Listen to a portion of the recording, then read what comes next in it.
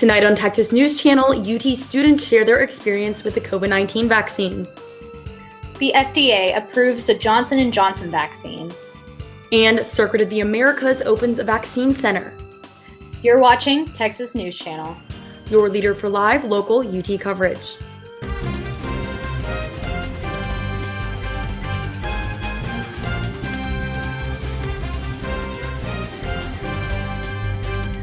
Your campus, your news. Texas News Channel.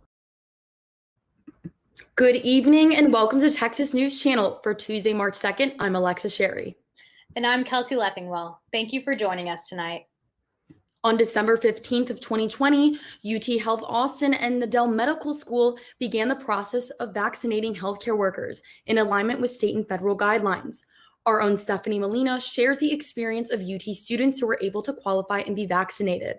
UT Health Austin and the Dell Medical School started the process of vaccinating individuals who qualify within Phase 1A and 1B as defined by the Texas Department of State Health Services back in December 15 of 2020. The UT School of Nursing, UT School of Pharmacy, and University Health Services have taken a big part in distributing the vaccine to the UT community. Students who are able to qualify will be able to get the Pfizer or Moderna vaccine. Taylor Pereira tells us her process of signing up for the vaccine. Like when they first found out that they were going to get it, I immediately signed up. And it was basically you had to make your portal, like on the UT thing. And, they asked for your insurance and stuff like that. And you kind of just have to book your appointment. And when you get there, they check you in. And then they give you a card that's that kind of like a shot record. Students and faculty had to schedule their second dose after receiving the first one. There have been concerns of how the vaccine will affect them. Seth Dudon shares with us the side effects he felt. Just fatigue and fever. That was for my first dose. And I took ibuprofen to help relieve it, but it didn't really work. I took 4 throughout the day and none of it was really working. I still felt really bad. And then for my second dose, I actually only had fatigue. I didn't have a fever or anything. The Centers for Disease Control and Prevention had communicated to the public that side effects are a normal response of your immune system and will typically go away after 2 days. As of now, UT is still only accepting current staff and students who qualify within Phase 1A and 1B. The Texas Department of State Health Services will later determine a population-wide vaccine availability. Obviously, we're still going to take the precautions that we have to, but I feel like they won't be as worried about it, maybe because we're vaccinated. Stephanie Molina, Texas News Channel. On February 27, 2021, the Food and Drug Administration issued an emergency use authorization of a third vaccine created by the company Johnson & Johnson. This is the first vaccine that only requires 1 dose instead of 2. The state of Texas could initially receive more than 200,000 doses of the vaccine, according to the Texas Department of State Health Services. The agency, however, does not have a timeline for when these doses will arrive. This past weekend, the Circuit of the Americas in Austin opened as a mass vaccination hub with a trial of 3,000 vaccines. COVID-19 vaccines were given primarily to school employees and those who often come into contact with high-risk populations. Judges from 4 nearby counties worked to establish the center, which is preparing to deliver 50,000 vaccines per week.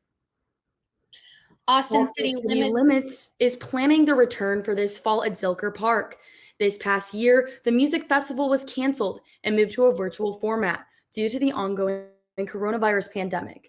But this upcoming fall, ACL plans to return in person, according to their website, which states, "We can't wait to see you in October 1st through 3rd and 8th through 2021 back in Zilker Park." You can sign up for updates about this on the ACL website at aclfestival.com. Last week, UT Faculty Council asked all professors to be in Austin for the fall 2021 semester for the possibility of returning to in-person classes. The announcement said chances are very high for in-person classes, but it depends on how many students can get vaccinated. Charlotte Canning, secretary for the Faculty Council, said 70 to 80% of the class would need to be vaccinated for it to be a safe environment. We will keep you updated with this ongoing situation. The University of Texas will not require fall 2022 applicants to submit an SAT or ACT score as part of their application. The Texas admission system says this change is due to testing limitations during the COVID-19 pandemic. Students can still submit test scores for review, but those who do not will not be penalized for this exclusion. This will be the second year in a row that Texas admissions does not require SAT or ACT scores. Recently, many new developments have been popping up on Guadalupe Street. From restaurants to bars to hotels, students are starting to flock to these new hotspots. The Moxie Hotel across from Moody College of Communication is among these new destinations that is attracting students. If this place was open when I was going to school, that would have been too much fun. But I sat right over there with some friends. Stay tuned next week to learn more about what is attracting students to the Moxie Hotel. This past weekend was CPAC, the Conservative Political Action Conference. This 3-day event featured prominent conservative speakers, including Ted Cruz, Ron DeSantis of Florida, and former President Donald Trump. While some Republican leaders tried to push towards moving in a new, less divisive direction, Trump made waves by hinting at a potential 2024 run. Take a listen to what he had to say. Who knows? I may even decide to beat them for a third time, okay? Beat them for a third time.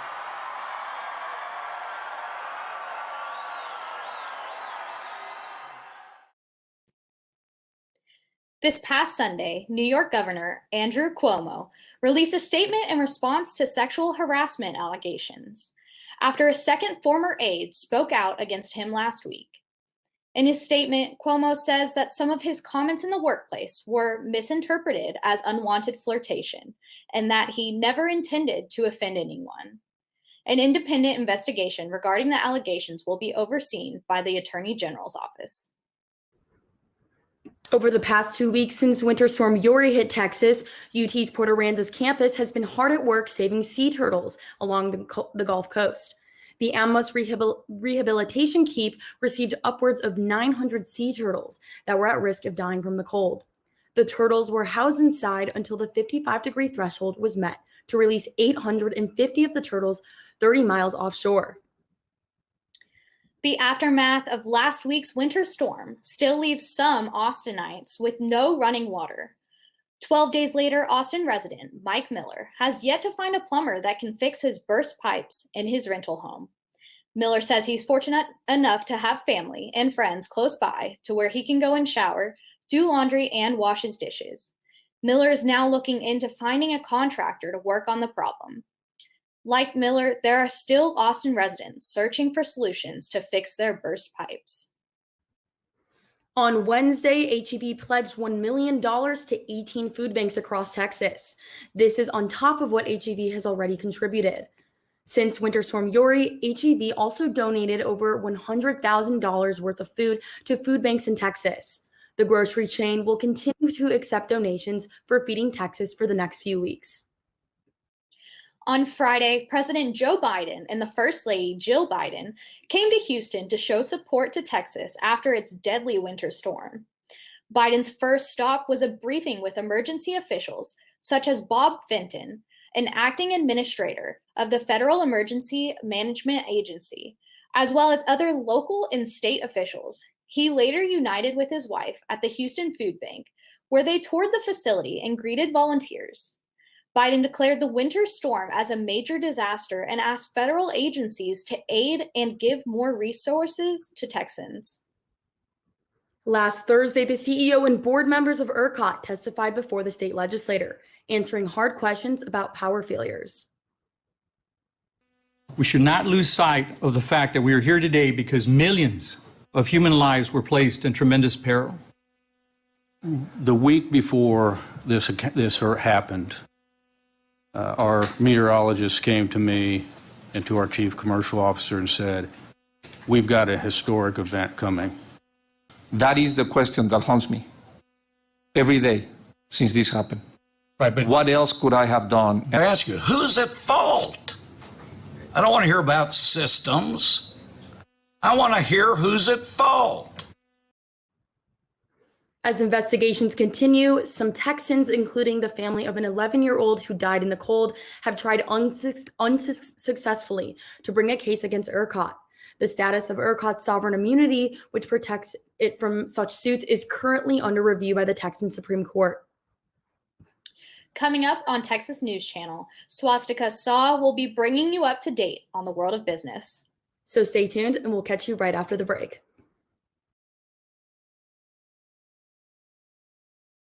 I'm Swastika Saw with your business update. The markets are up today from a major dip last week. Nasdaq is up 2.36%, S&P is up 1.47%, and Dow is up 1.06%. With this rapid increase in the 10-year yield last week, investors are worried about the quick-growing economy tipping into inflation. On the other hand, Federal Reserve System Chairman Jerome Powell and other leaders have consistently said they are not worried. During the pandemic, one of the largest growing sectors in the real estate industry has been industrial properties. The rapid increase has been triggered by the growing demand in e-commerce since the pandemic has started. According to CBRE, a prominent commercial real estate firm, this has encouraged retailers, wholesalers, and third-party LP companies to reach customers while lowering transportation costs. Robinhood, the commission-free stock trading and investing app, is now facing over 50 lawsuits after the company restricted trading certain securities such as GameStop. Although each case is different, most investors are claiming the app's actions were unfair and are now suffering financial setbacks. The new restrictions that was implemented on January 28th makes users only able to buy a certain amount of shares for companies like AMC and Nokia. Lawsuits that are class complaints take 2 to 3 years to resolve, so investors have a long wait before they can see any changes to be made. Following Amazon, IKEA, Target, and several other big-name companies, Costco recently raised its minimum wage to $16. With this raise, Costco plans to minimize turnover and maximize productivity. This action stands in contrast to the U.S. Senate removal of $15 minimum wage in the most recent COVID relief bill. And that's your business update. I am Swastika Saw reporting live from the Business Center. Now over to Abbie Bard for weather. Well, Longhorns, will 2021 bring back the frigid, freezing temperatures next? Or will we be getting sweltering, sunny spring days? I'll let you know when we get back. Stay tuned.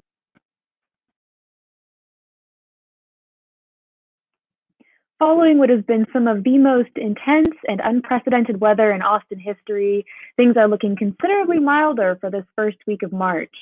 It will be mostly clear with a low around 39 degrees. Wednesday will be sunny with some calm winds and a high of 58, and at night will be partly cloudy with a low of 43. Thursday, we can also expect some sun with a high of 70 and a low of 50. And then expect to warm up a bit on Friday, where we will be experiencing a balmy high of 75 and mostly sunny skies, leading into the evening with a low around 49 degrees. The weekend will follow suit with, you guessed it, more mostly sunny weather with highs around the upper 60s and lows in the upper 40s. Live from the Weather Center, I'm Abbie Bard, TNC News. Thanks, Abbie. And now looking at UT Sports. Joining us tonight is Clark Dalton. Welcome in. It's great to be on. This weekend, after being embarrassed in their first 3 games of the season, Texas was in desperate need of victories in order to avert an early season shipwreck. The Longhorns did just that in their series against BYU. We're headed to the dish for the highlights. Cy Nelson pitching early, but Zach Zubia is going to get it started early for the Longhorns right here. Here's something you don't see every day in the bottom of the first inning. An inside the park home run, and he's excited as he slides in. He gives a little fist pump there. And then Ty Madden, he was excellent in this one. He had 7 shutout innings. He only allowed 1 hit all game. One of the best performances from him in his career at Texas. As you can see, it was just strikeout after strikeout after strikeout. There's another one. And it is just a barrage as it continued throughout the game. He's walking off. He's pretty happy, as you can see, as he should be, considering that's such a strong performance. Then the offense got started as well. Austin Kennedy with the hit right here. He's going to slide for an extra base to bring in Trey Faltini. And then Cam Williams. Look at this one. This is going deep, deep, deep. Bounces, gets a ground rule double. Then Ivan Melendez, he was really good. Was 2 for 4, had an RBI. He's going to bring in Williams right here. And Texas is rolling. At this point, the game is well beyond over, and they're getting it done in the field as well. Williams catches it, gets on the mound, gets the out. That pretty much wraps this one up. And as you can see, they're definitely giving an ovation to Ty Madden. He was absolutely clutch, and Texas wins 11-1 and takes the series 3-1. After an 0-3 start, the Longhorns came out swinging, taking the series 3-1. Clark, what sparked this change? Well, what sparked the change was they made much better contact with ball. In the first 3 games of the season, they really struggled to do that. They didn't even have a hit against Arkansas. And then you saw against BYU throughout the series, Cam Williams started to step up, and then Ivan Melendez is really beginning to find his swing. And now both of them are batting in the 300 range, which is what allowed Texas to be much more successful offensively. Scoring a lot of runs will certainly help the Horns down the road, especially in a competitive conference like the Big 12. So, Clark, where do the Longhorns currently stand? I'm going to be honest here, Alexa. Even though they did win 3-1 in the series, they're still a little bit fragile. They're 3-4. We know that's not the start you expect typically at Texas, and this is a talented team. They're built to win this year. However, this was a really important series because it shows there is some resilience in the team, and if they can get Trey Faltini going, he's in a little bit of a slump right now. He's only hitting 143, but I have confidence he can get his swing back, and if Ty Madden can continue to play at a high level, they'll be right back in the Big 12 chase. Well, thanks for coming on, Clark. Up next is Josh Fowler with entertainment. Stay tuned.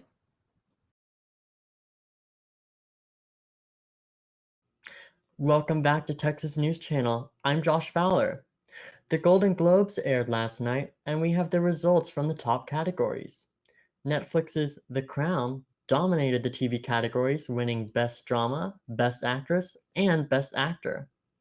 Nomadland won the award for Best Drama Film, and the new Borat movie won Best Comedy Film. Chadwick Boseman was honored with Best Actor in a Drama Film for what became his final movie role in Ma Rainey's Black Bottom. Following Chris Harrison's recent announcement that he will be stepping away as the longtime host of The Bachelor franchise due to a recent controversy, it was announced that Emmanuel Acho would take Harrison's place for the remainder of the season. It is still not certain if he will take Chris Harrison's place until Harrison is ready to return, but we will see this UT alumni on our screens through the end of Matt James's season of The Bachelor. Lady Gaga's bulldogs were returned to her after her dog walker was attacked last week.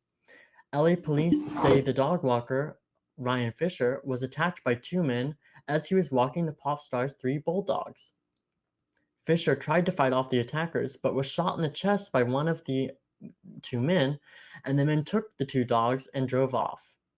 Fisher is expected to fully recover, and Gaga's dogs were returned by a woman to LAPD on Friday, but police do not think she was involved in the attack.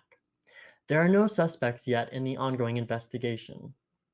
Netflix recently launched its global fund of $100 million to support underrepresented and minority groups in entertainment.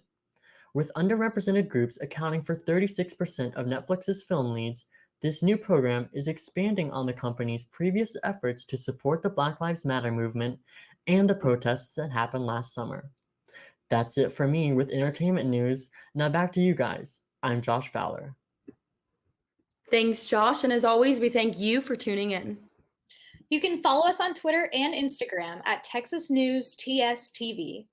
If you have a news tip, you can reach us on all of our social media sites or email us at news@texasstudenttv.com. I'm Kelsey Leffingwell. And I'm Alexa Sherry. From all of us at TNC, good night.